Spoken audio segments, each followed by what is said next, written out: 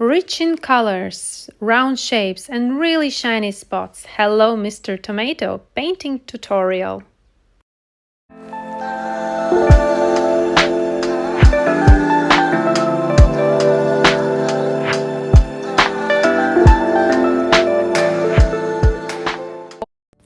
Welcome to my new video demonstration doing an outline drawing, which is explained in a previous video you can watch on my YouTube channel.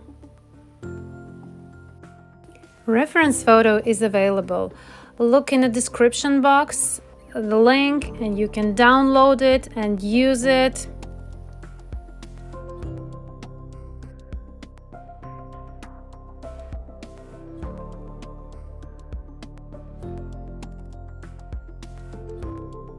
When my outline drawing is finished, I'm taking an elastic eraser and rolling over my drawing to take the excess amount of graphite off.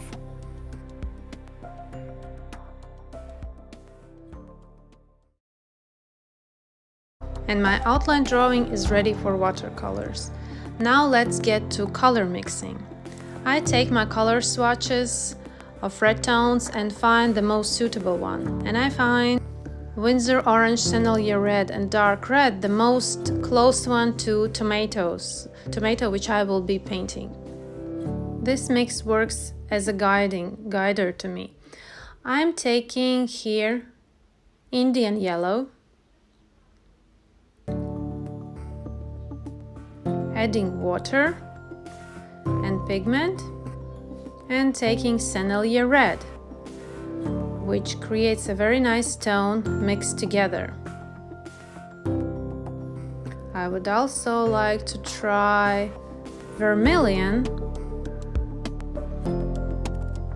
but it really isn't working as I thought it was, so I'm just wiping it away. Taking again more intense Sennelier Red,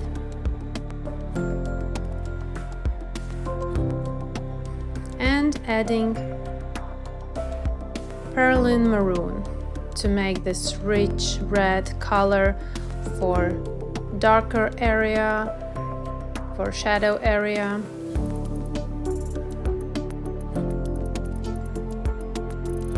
And again a little bit of Indian yellow.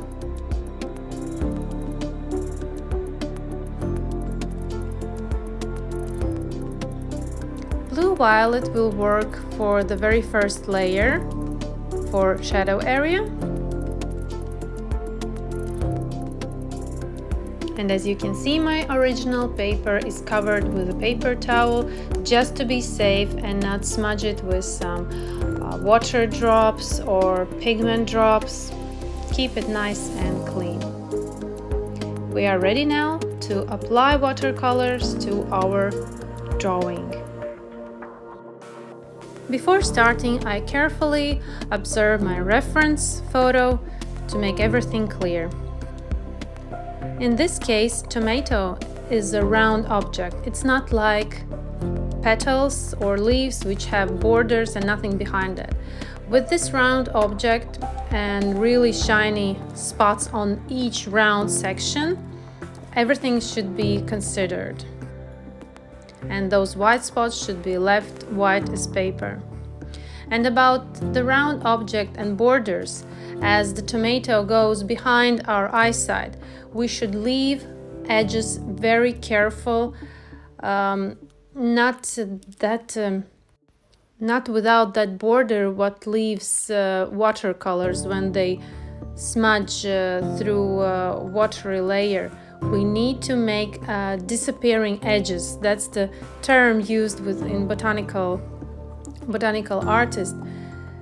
Carefully make those edges not sharp, not straight, but if they are disappearing, if they are going away from our eyesight. I will show you how. Applying water to first section that I will be painting, and I will be painting each section separately. Applying water, not going straight to the borders, leaving about 3 millimeters away from section borders. That's the case about this disappearing edges. Taking blue violet and marking my shadow areas, darker areas which are visible in reference photo. And carefully, every time I'm washing my brush and wiping out in my paper towel, and now I'm blending, smoothing the applied edge to the pencil border, so it will be soft and lighter.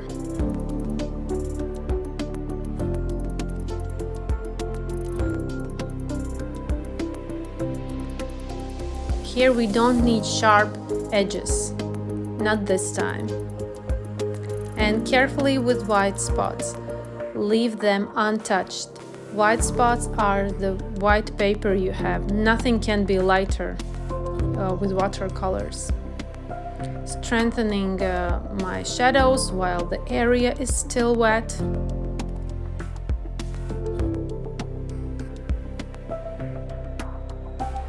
I'm wiping out a little area of the shiny spots because there was watery. And now I'm taking my Indian yellow and Sennelier red mix and going again over that shadow area, which is still wet. Again, washing my brush and cleaning at a paper towel and smoothing out the edge of just applied color. Forgot to mention that I'm using my simple round synthetic brush. Nothing fancy yet. Not with a fine tip brush, just simple synthetic round brush. While the area is still wet, I can move my pigment wherever I need it. For the mid-tone, I'm using Indian yellow with a little touch of Sennelier red, more warm and yellowish tone for that middle section of this tomato round section.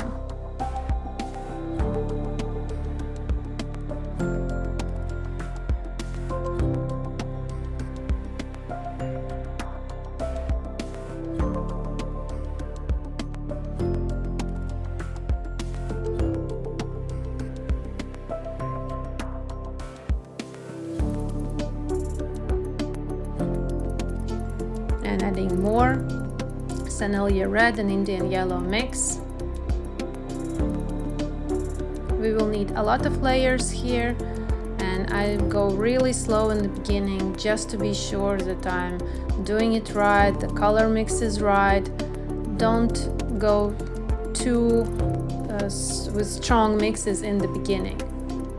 And be careful with those white spots, don't touch them. Leave them wider than they appear in your original reference photo, because while you will be adding more and more layers, that area, that shiny spot area, will become smaller and smaller. And don't go also, especially in the beginning, with as it looks as in reference. Leave it wider. And always correct your edges to make it smooth. As the area is still wet, watercolors are flowing, so you take your brush, wash it in the water, clean it, dry it in a paper towel, and go over that edge to make it soft, not sharp, soft.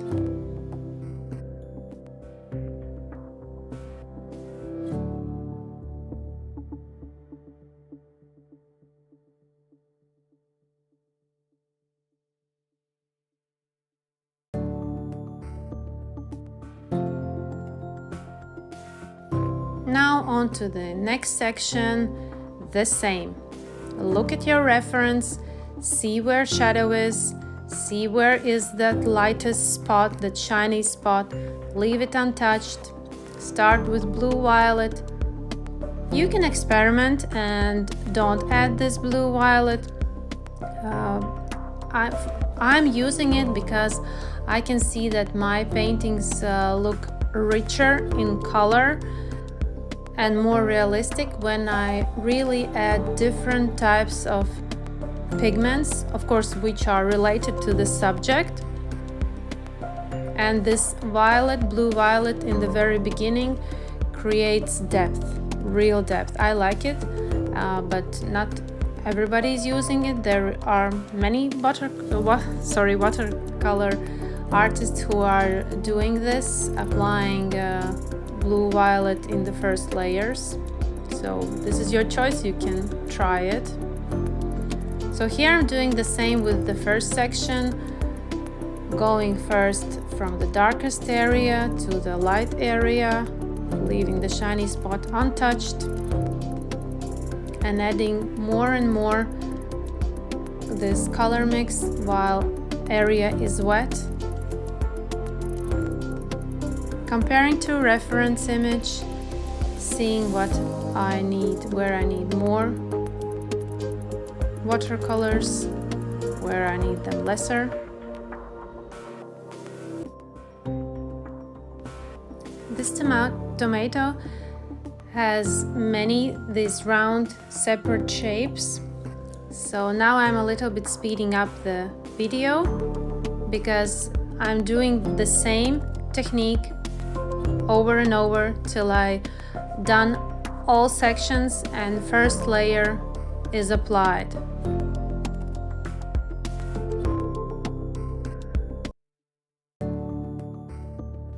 As you can see from the palette, I'm using the same mix, Sennelier red with Indian yellow. And now I'm going over the most darker areas which are between those sections, intensifying the shadow, intensifying the darker.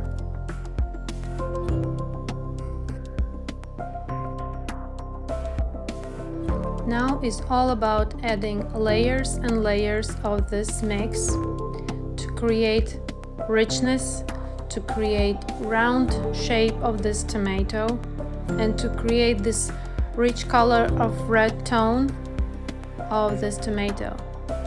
Going layer by layer, adding more to shadow, carefully going over the light areas. Here I'm trying Vermilion once again and going over middle and shadow area.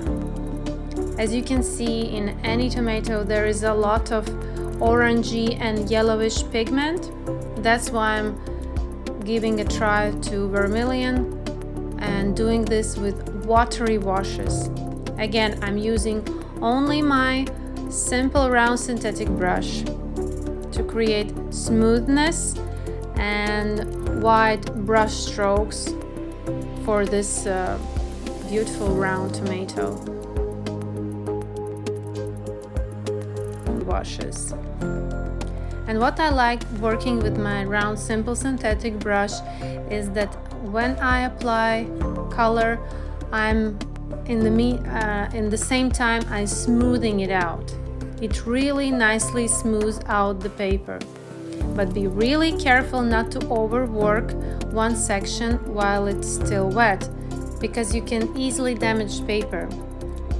Good quality paper can take as many layers as you can apply, but you need to let it rest between layers.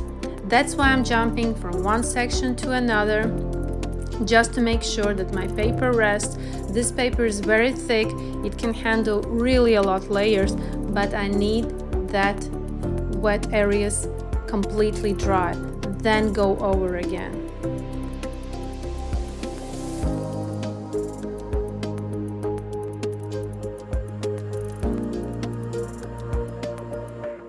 I worked for some layers with this tomato and I feel that everything is quite wet, so I need to let it rest.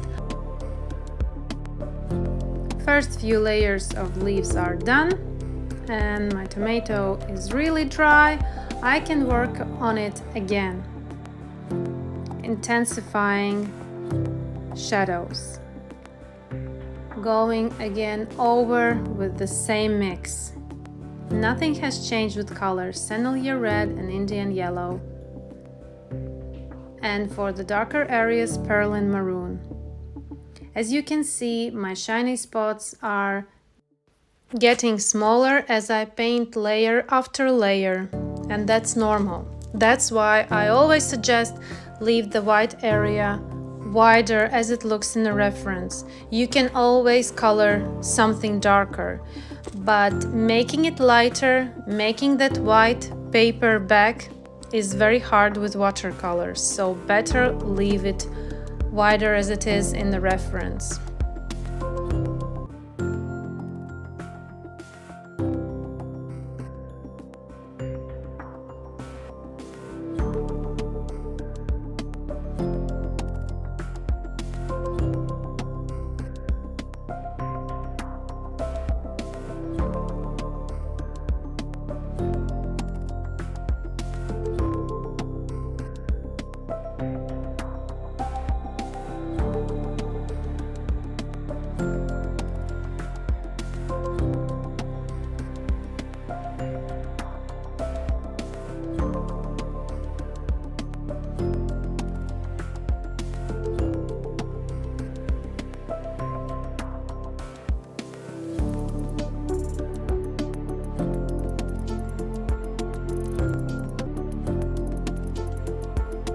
Another layer. It's all about layering, and layer on the dry surface. Work section to section and return when first section which you were painting is dry, and then go over again all sections, but return when it's dry.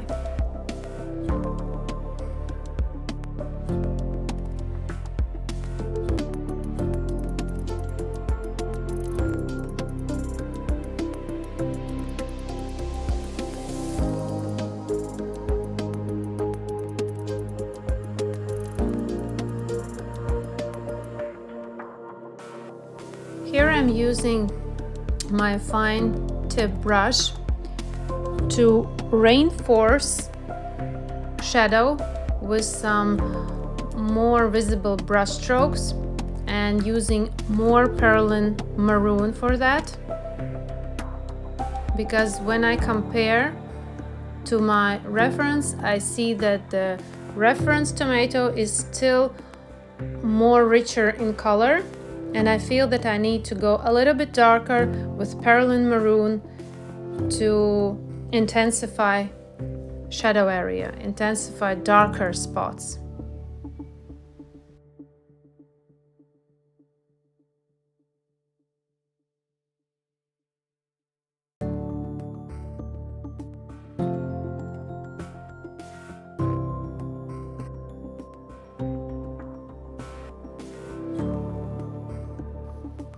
Now taking Vermilion again and go over with watery wash over middle tones and shadow area. It really adds vibrancy and richness to this tomato. I really liked how this pigment worked for it. Layers and layers of watercolors, watery washes, and it's your decision how far and how much of these layers you want to go. It's just the case of where you like your painting, where you want to stop, where you think that's enough for me and I'm really happy with the result. It's just your painting, your work. You can push yourself further and further. With watercolors and botanical illustration, they're really, I think, just a matter of time is your biggest when you need to finish, but here is just how far do you want to go. Hope you enjoyed this video and you learned something new. Thank you really much for watching and being here with me. I really enjoyed painting this tomato, so hope you will too have fun with it. Thanks for watching and see you in the next videos. Bye bye.